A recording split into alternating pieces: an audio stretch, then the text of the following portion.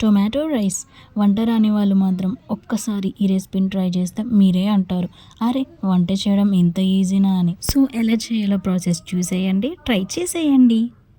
ముందుగా హీట్ ఎక్కిన కళాయిలో 4 టేబుల్ స్పూన్స్ ఆఫ్ ఆయిల్ వేసుకొని, ఆయిల్ కొంచెం హీట్ అయినాక నెయ్యి వేసుకొని, అలాగే దాంతోపాటు బిర్యానీ స్పైసెస్ని కూడా వేసుకొని వేయించుకోవాలి. ఆ తర్వాత తరిగించిన ఉల్లిపాయలను వేసుకొని గోల్డెన్ కలర్ వచ్చే వరకు వేయించుకోవాలి. తర్వాత అల్లం వెల్లుల్లి పేస్ట్ వేసుకొని దాంతోపాటు కొత్తిమీర పుదీనాకు వేసుకొని వేయించుకోవాలి.